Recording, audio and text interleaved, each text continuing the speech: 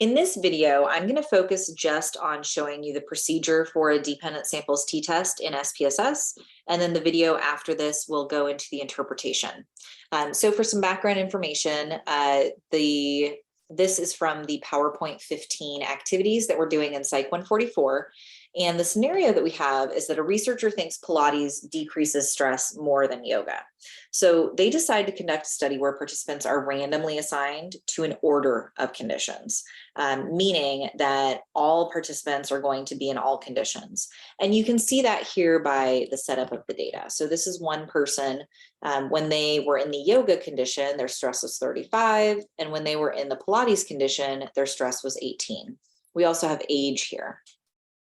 So what I'm going to do is I'm going to go to Analyze, and I'm going to compare means. And you'll notice that I'm referring to it as a dependent samples t-test, but SPSS has paired samples t-test. You'll often hear people refer to it as a paired samples t-test or a related samples t-test. It means the same thing.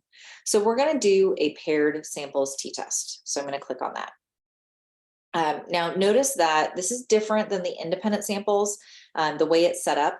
So you can see that each stress measurement is a different column, is a different variable.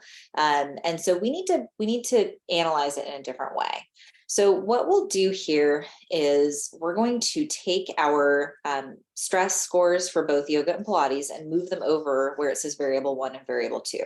Now this defaults to showing you the label. So I'm going to right click, display variable names, and I can see that I'm going to move stress yoga and then stress Pilates. I can actually highlight both of them if I want to, and I can move them over and notice it's going to automatically put them right next to each other. But I do want them as a pair. So if I had other variables, I could also set up those pairs at the same time. I'm not going to do that though.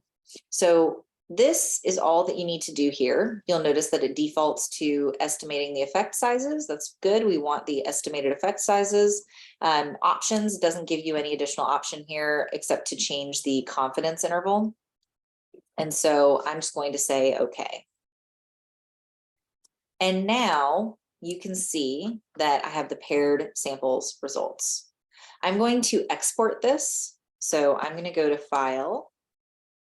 I'm going to go to Export. And I'm going to put this, I'm on Porto, right? So I'm going to put this on my desktop so that I can easily find it. But I'm going to export it to Word. So the reason why I want to do this, I'll call this Yoga Pilates Output. I want to be able to edit it. And you don't have to do this. I recommend it. I find that it's really helpful for me. I'm going to pause the video for just a moment so that I can press OK. You can see that OK is hidden under there. So I will be right back.